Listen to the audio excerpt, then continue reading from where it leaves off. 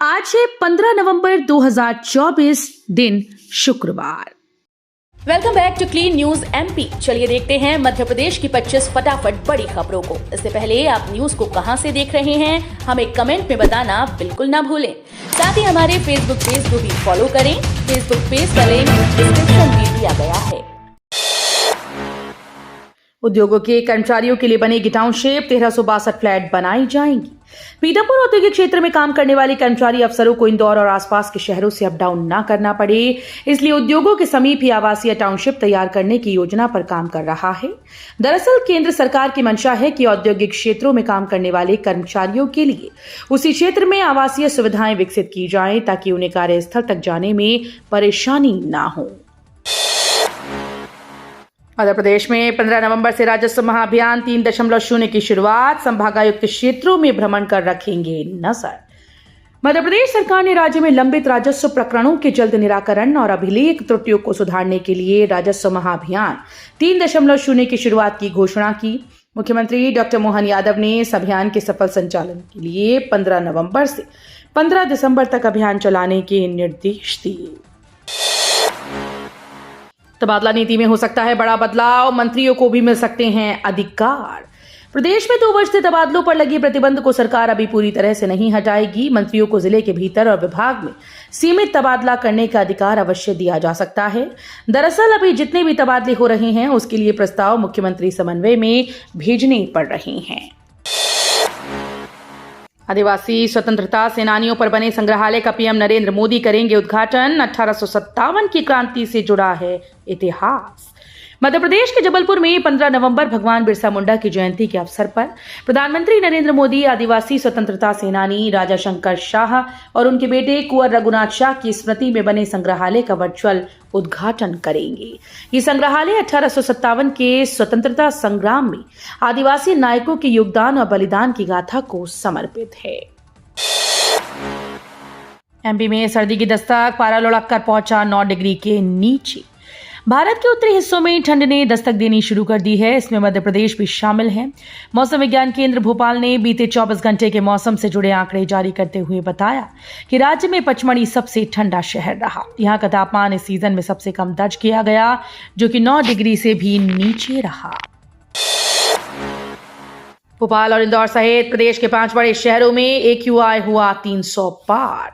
मध्य प्रदेश के कई प्रमुख शहरों में वायु प्रदूषण की समस्या गंभीर रूप ले चुकी है। प्रदेश के 5 बड़े शहरों का वायु गुणवत्ता सूचकांक 300 के पार पहुंच गया। राज्य की राजधानी भोपाल और इंदौर की स्थिति दिल्ली जैसे हालातों की याद दिला रही है। 13 नवंबर को भोपाल का AQI 368 और इंदौर का 349 दर्ज किया गया, जो बेहद खतरनाक माने जाने वाले स्तर पर है। स्मार्ट मीटर के बताए फायदे, मंत्री बोले प्रीपेड उपभोक्ताओं को मिलेगी 5% छूट। नई दिल्ली में बिजली मंत्रियों के सम्मेलन एवं पावरथॉन का शुभारंभ किया गया। इस अवसर पर MP ईस्ट डिस्कॉम के प्रबंध संचालक द्वारा सर्वश्रेष्ठ प्रथाओं पर प्रस्तुति की गई। इस दौरान आयोजन में केंद्रीय विद्युत और आवास एवं शहरी कार्य मंत्री मनोहर लाल ने सम्मेलन की अध्यक्षता की। इस दौरान 12 राज्यों के विद्युत मंत्री और प्रधान सचिवों सचिव ने शिरकत की। प्रदेश के 90,400 मेधावी विद्यार्थियों को दिसंबर के प्रथम सप्ताह में लैपटॉप के लिए मिलेगी राशि। प्रदेश के सरकारी स्कूल के 12वीं के मेधावी विद्यार्थियों को लैपटॉप के लिए राशि दिसंबर के प्रथम सप्ताह से मिलना शुरू हो जाएगी। इस संबंध में लोक शिक्षण संचालनालय ने आदेश जारी कर सभी जिला अधिकारियों को मेधावी विद्यार्थियों का विवरण मांगा है। ये राशि विद्यार्थियों के बैंक खातों में डाली जाएगी ताकि लैपटॉप से उन्हें अपनी पढ़ाई में मदद मिल सके। 12 लाख सरकारी कर्मचारी पेंशनर्स को सरकार देने वाली है 5 लाख रुपए तक की सौगात। मध्य प्रदेश के करीब 7.5 लाख सरकारी कर्मचारी और करीब 4.5 लाख पेंशनर्स के लिए अच्छी खबर है। मध्य प्रदेश की मोहन यादव सरकार जल्द ही सरकारी कर्मचारी पेंशनर्स को आयुष्मान योजना का लाभ दे सकती है। इस संबंध में अधिकारियों ने प्रस्ताव बनाकर शासन को भेज दिया है, जिसे प्रमुख सचिव की अनुमति के बाद कैबिनेट में भेजा जाएगा। जयपुर सीट के 37 बूथों पर पोलिंग की मांग, दलितों पर हमले के विरोध में बड़ा आंदोलन करेगी कांग्रेस। मध्य प्रदेश के श्योपुर जिले की विजयपुर और सीहोर जिले की बुधनी विधानसभा सीट पर हुए उपचुनाव के मतदान के बाद प्रदेश भर में सियासत गर्मा गई। इसी कड़ी में कांग्रेस प्रदेश अध्यक्ष जीतू पटवारी ने गुरुवार को राजधानी भोपाल स्थित पीसीसी दफ्तर में प्रेस कॉन्फ्रेंस आयोजित कर प्रदेश के सत्ताधारी दल भाजपा पर जमकर निशाना साधा। टीएमपी एमएसपी की दर में शानदार बढ़ोतरी, किसानों को मिलेगा फायदा। भारत सरकार ने देश भर के करोड़ों किसानों को बड़ी सौगात दी। इसका फायदा मध्य प्रदेश के 80 लाख से ज्यादा किसानों को मिलने वाला है। किसानों के हितों को ध्यान में रखते हुए 2025-26 के विपणन सत्र के लिए गेहूं की एमएसपी यानी कि न्यूनतम समर्थन मूल्य में वृद्धि की घोषणा की गई। इसके तहत सरकार किसानों से 150 रुपए अधिक में गेहूं खरीद सकेगी। बता दें कि सरकार किसानों से 2275 रुपए प्रति क्विंटल की दर से गेहूं खरीदती है। एमपी में बनेगा एक और बड़ा एयरपोर्ट, नए हवाई अड्डे के लिए एएआई ने शुरू किया सर्वे। मध्य प्रदेश में एक और बड़ा एयरपोर्ट बनाया जाएगा। नए हवाई अड्डे के निर्माण के लिए भारतीय विमानपत्तन प्राधिकरण यानी airport authority of India AAI ने कवायद चालू कर दी। एयरपोर्ट निर्माण के लिए प्रदेश के आधा दर्जन शहरों के नाम हैं। इनमें से एक छिंदवाड़ा एयरपोर्ट में एएआई का सर्वे भी हो रहा है, लेकिन यहां जमीन की कमी आड़ी आ रही है। चिल्ड्रंस डे पर नन्हे ट्रैफिक सोल्जर आदित्य तिवारी का सम्मान। मध्य प्रदेश के इंदौर में 10 वर्षीय आदित्य तिवारी, जो पिछले 4 वर्षों से कविताओं के माध्यम से यातायात जागरूकता फैला रहे हैं, उन्हें चिल्ड्रंस डे के मौके पर यातायात प्रबंधन की टीम ने सम्मानित किया। पलासिया चौराहे पर आयोजित इस कार्यक्रम में वरिष्ठ यातायात प्रबंधन मित्र श्याम सुंदर बिहानी और अरुण घोलप ने आदित्य को तोहफे और मेडल देकर नन्हे बच्चे के प्रयासों की सराहना की। आज सीएम यादव शहडोल को 2229.66 करोड़ की देंगे सौगात। आज को भगवान बिरसा मुंडा की जयंती के मौके पर जनजातीय गौरव दिवस मनाया जाएगा। शहडोल में इसको लेकर राजकीय कार्यक्रम आयोजित किया गया, जिसमें राज्यपाल मंगूभाई पटेल, सीएम डॉक्टर मोहन यादव और डिप्टी सीएम राजेंद्र शुक्ला शामिल होंगे। इस मौके पर मोहन सरकार शहडोल को 2229.66 करोड़ रुपए की सौगात देगी। अमित शाह ने कहा, हम वक्फ का कानून बदल देंगे।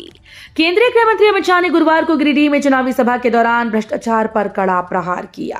कांग्रेस सांसद और आलमगीर आलम के घर के मिले पैसों पर कहा कि चिंता मत करो, कमल फूल की सरकार ला दो। इन भ्रष्टाचारियों से एक एक पाई लेकर हम झारखंड की तिजोरी में डालने का काम करेंगे और हम वक्फ का कानून बदल देंगे। मध्य प्रदेश विधानसभा का शीतकालीन सत्र 16 दिसंबर से। मध्य प्रदेश विधानसभा का शीतकालीन सत्र इस वर्ष 5 दिन का होगा, जो 16 दिसंबर से शुरू होकर 20 दिसंबर तक चलेगा। विधानसभा सचिवालय के द्वारा अधिसूचना जारी कर दी गई। इस दौरान 3 नए विधायकों को शपथ दिलाई जाएगी और राज्य सरकार का अनुपूरक बजट प्रस्तुत कर मंजूरी हासिल की जाएगी। बुजुर्गों के आयुष्मान कार्ड बनाने की धीमी रफ्तार। जिले में 70 वर्ष से अधिक आयु के बुजुर्गों के आयुष्मान कार्ड बनाए जाने की योजना लगातार धीमी गति से संचालित हो रही है। इस कारण निर्धारित लक्ष्य के अनुसार अभी तक काफी कम संख्या में बुजुर्गों के आयुष्मान कार्ड बनाए जा सके हैं। केंद्र तथा राज्य शासन के निर्देश के बाद यह अभियान जिले भर में चलाया जा रहा है, जहां कलेक्टर खुद लगातार इसकी मॉनिटरिंग कर रहे हैं। सीबीएसई ने 10वीं 12वीं के पाठ्यक्रम में 15% की कटौती। सीबीएसई ने 10वीं और 12वीं के पाठ्यक्रम में कटौती की है। इसके अलावा भी बोर्ड एग्जाम में कई बदलाव किए गए। सीबीएसई ने इंटरनल असेसमेंट वेटेज को बढ़ा दिया है। अब 40% वेटेज इंटरनल असेसमेंट का होगा। वहीं फाइनल बोर्ड परीक्षा का वेटेज 60% होगा। राष्ट्रीय शिक्षा नीति 2020 की परीक्षा में 50% प्रश्न प्रैक्टिकल नॉलेज और स्किल बेस्ड होंगे।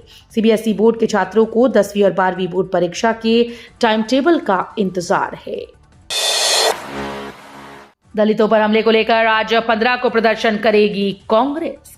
मध्य प्रदेश की 2 विधानसभा सीटों पर उपचुनाव के बाद भी विवाद थमने का नाम नहीं ले रहा। पीसीसी चीफ जीतू पटवारी ने गुरुवार को प्रदेश कार्यालय में प्रेस वार्ता कर बीजेपी को घेरा। उन्होंने विजयपुर में 37 मतदान केंद्रों पर पुनर्मतदान की मांग की। न्यूमैनिका ने पीएम मोदी को अपना सर्वोच्च राष्ट्रीय सम्मान देने की घोषणा की। डोमिनिका ने पीएम मोदी को कोविड काल में किए गए उनके कार्यों के लिए अपने सर्वोच्च सम्मान से सम्मानित करने का फैसला किया। इस सम्मान का नाम डोमिनिका अवार्ड ऑफ ऑनर है। ये खास सम्मान कोरोना महामारी के दौरान डोमिनिका में उनके योगदान और भारत और डोमिनी के बीच साझेदारी को मजबूत करने के उनके निर्णय को समर्पण को और भी मजबूती देगा। भ्रामक विज्ञापन दिया तो कोचिंग सेंटर्स जुर्माना भरेंगे, गाइडलाइन जारी। कोचिंग इंस्टीट्यूट के विज्ञापन को लेकर केंद्र सरकार ने गाइडलाइन जारी कर दी है। इसके तहत कोचिंग सेंटर्स 100% सिलेक्शन और नौकरी का वादा नहीं कर सकेंगे। भ्रामक और गुमराह करने वाले विज्ञापन देने पर कोचिंग सेंटर्स पर जुर्माना लगेगा। गाइडलाइन जारी होने के बाद से सेंट्रल कंज्यूमर प्रोटेक्शन अथॉरिटी यानी CCPA ने अब तक 54 नोटिस जारी किए हैं। भारत के इनकार के बाद शाहिद अफरीदी ने लगाई गुहार। पूर्व पाकिस्तानी क्रिकेटर शाहिद अफरीदी ने ICC चैंपियंस ट्रॉफी 2025 को लेकर बिना नाम भारत पर निशाना साधा। उन्होंने कहा कि 1970 के दशक के बाद पहली बार क्रिकेट इतनी बड़ी चुनौती का सामना कर रहा है। समय आ गया है कि मतभेदों को किनारे रखें और खेल को एकजुट करने दें। अपना अहंकार त्याग कर चैंपियंस ट्रॉफी के लिए पाकिस्तान का दौरा करना चाहिए। MP टूरिज्म का नया चेहरा बने पंकज त्रिपाठी आपको कराएंगे मध्य प्रदेश की सैर। मध्य प्रदेश देश का सबसे बेस्ट टूरिज्म प्लेस है, जहां हर टूरिस्ट के लिए सब कुछ है। प्राकृतिक आश्चर्यों से लेकर भव्य वास्तुशिल्प, जीवंत वन्य जीवन तक, ये कहना है बॉलीवुड के मशहूर अभिनेता पंकज त्रिपाठी का। बता दें कि पंकज त्रिपाठी को हाल ही में मध्य प्रदेश टूरिज्म का ब्रांड एम्बेसडर बनाया गया। जिले में धान कॉमन 2300 रुपये, धान एक ग्रेड 2320 रुपये प्रति क्विंटल होगी खरीदी। भारत शासन ने खरीफ विपणन वर्ष 2024-25 के अंतर्गत समर्थन मूल्य पर धान खरीदी की नीति जारी कर दी। जिले में धान खरीदी का कार्य 2 दिसंबर से प्रारंभ हो जाएगा। शासन की ओर से धान खरीदी के लिए समर्थन मूल्य धान कॉमन 2300 रुपये और धान ए ग्रेड 2320 रुपये प्रति क्विंटल उपार्जित की जाएगी। पूरी दुनिया को परेशान कर रहा पेट का कीड़ा, इसे रोकने की जरूरत।